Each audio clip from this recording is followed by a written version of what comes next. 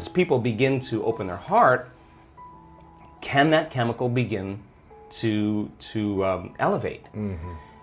4 days, 50% change in the 120 people. Their IgA levels went up 50% in 4 days. Wow. That's your body's immune system is now upregulating genes that are making proteins and immunoglobulins and antibodies that you don't need a flu shot. In other words, your inner state is greater than your outer world. So then, just by doing that, we now know that your immune system is going to get stronger. By the same means, take 120 people or 50 people and measure 7,500 gene regulations. Okay? In 4 days, 2 genes that suppress cancer growth and tumors are activated and upregulated. The genes that stimulate stem cells to go to damaged tissues and repair them, upregulated. The gene for oxidative balance is upregulated. Anti-cancer, anti-aging, anti-heart disease, anti-stroke, anti-neurodegenerative, anti-inflammatory, antimicrobial. Just your body's naturally doing this. The gene for neurogenesis, the growth of new neurons in response to novel experiences and learning. This is 4 days. The gene switches on. The gene for more balance in the pituitary and the pancreas. The gene for the microtubules of the cells, the little fibers that respond to energy and frequency. So in 4 days, we now know that you can change your genetic destiny if you just practice the inner work. We have research to show that 60 days of meditation, 5 days a week, will lengthen your life. The telomeres, the little shoestrings on the end of your DNA, get longer. That means your biological age is changing.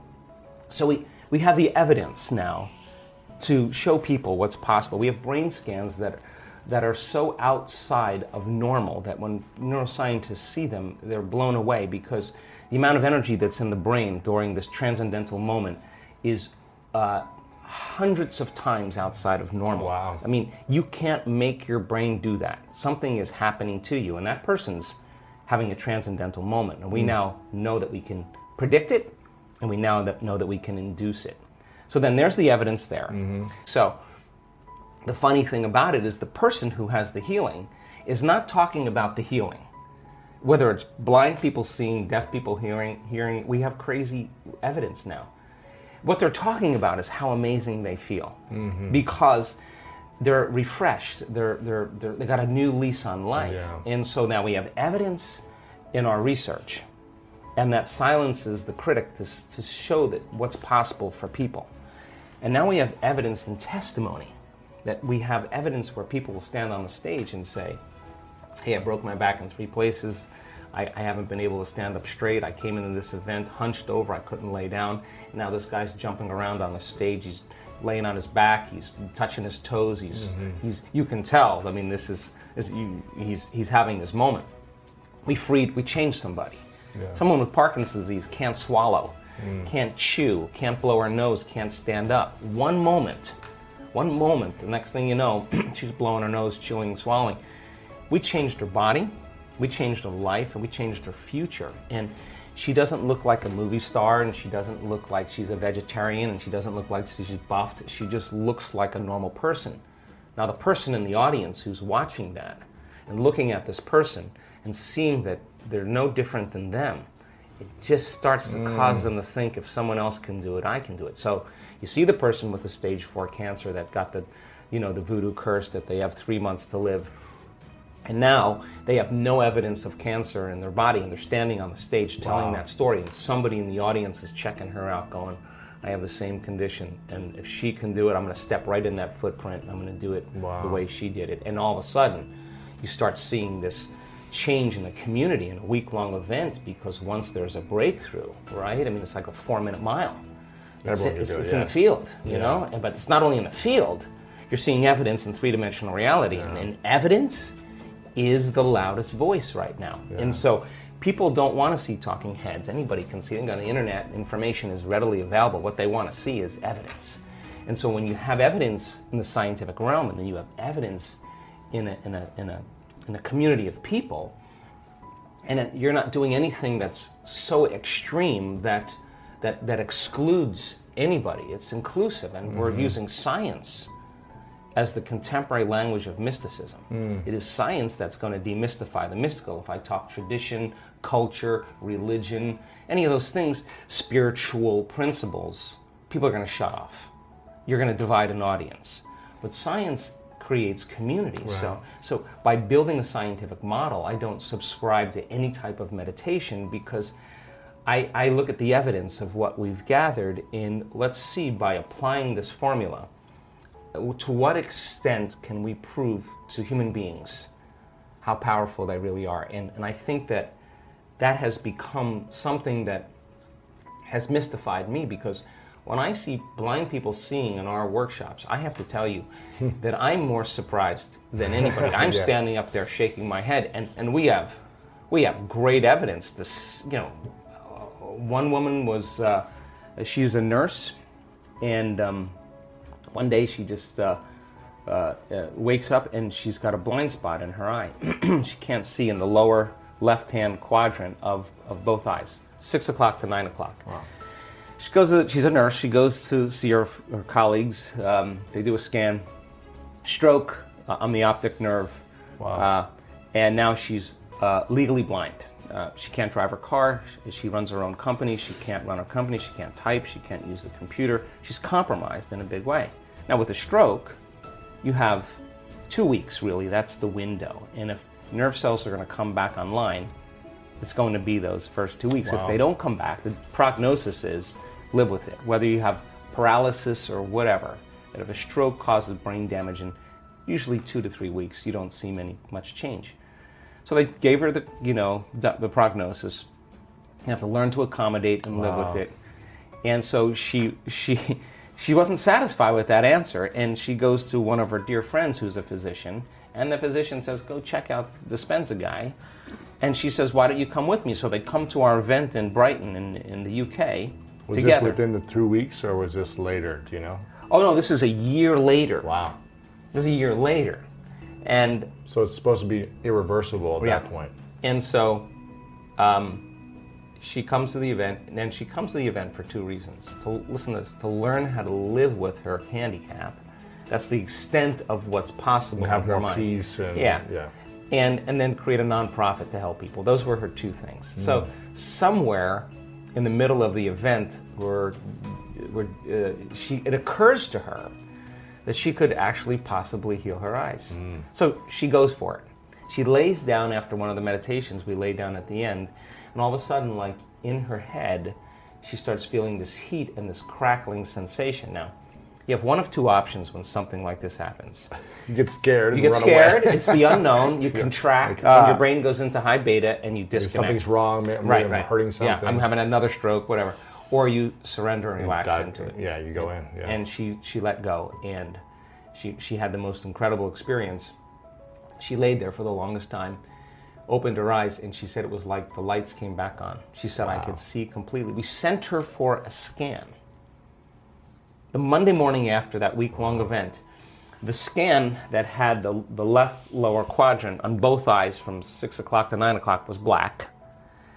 The post-scan, there isn't one black spot anywhere on her eyes. Because she'd already done a scan a year prior. Yeah. She had the scan. So we'll give you the evidence, but that is not natural. Wow. That's not normal. But how do you explain that in conventional science? I mean, the truth is that we have incredibly powerful innate qualities for regeneration and healing once you hit that button. So then she stands in the audience and gives her testimony. Other people are going to begin to realize that they can heal from a stroke, and that's exactly what's happening. In other words, I can tell you without a doubt that if you're analyzing your life right now within some disturbing emotion, that 100% of the time you're going to make your brain worse. If you think about your life, if you're stuck in an emotion, like you're frustrated, you're angry, you're fearful, resentful, and you're thinking within that emotional state. In other words, you can't think greater than how you feel. That means then you were thinking in the past, because those emotions are a record or residue of the past. So we see people in the process of change that are analyzing in duality or polarity. That kind of drives the brain into higher states of arousal and further away from true change. So we've done thousands and thousands and thousands of brain scans, and we now know that there's a formula to create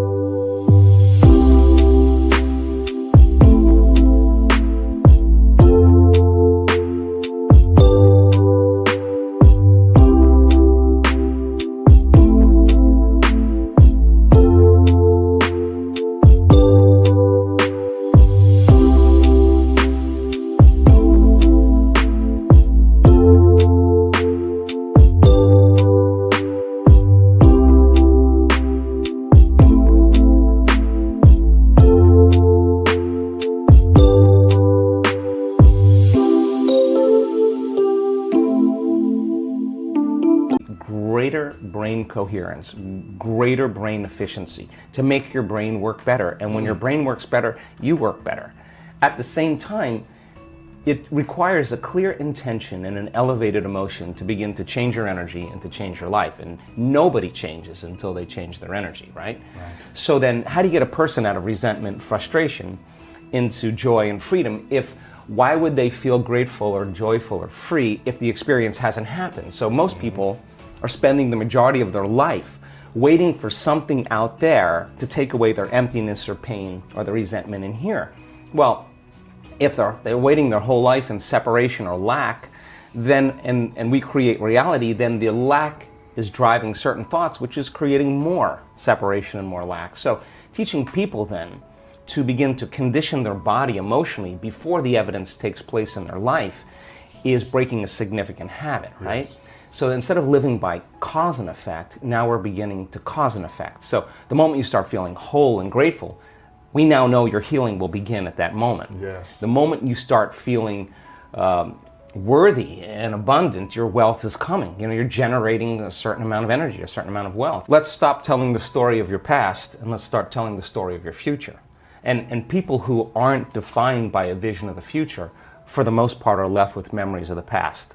Your brain is a record of the past. It's an artifact of everything you've learned and experienced in this moment. So most people wake up in the morning and they start thinking about their problems. Yeah. And those problems are memories that are tattooed in the brain that are associated to certain people and things at certain times and places.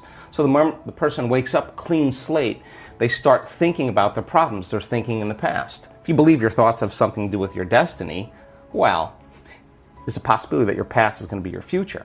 Every one of those problems has an emotion associated with it. So then the moment you start recalling the problem, you start feeling unhappy, now your body's in the past because thoughts are the language of the brain and feelings are the language of the body. And how you think and how you feel creates a state of being. So people reaffirm their identity based on the past, right? And it turns out that the redundancy of doing that, conditioning only requires an image and an emotion. And most people are unconsciously conditioning their body into the familiar past, into the known. So now if you're in the familiar past and in the known, you're going to crave the predictable future, right? That's the known as well. And there's only one place where the unknown exists, and that's the eternal present moment. That's the sweet spot of the generous present moment. So you gotta labor to get that person beyond the emotions that keep them tacked or anchored to the past. And yes,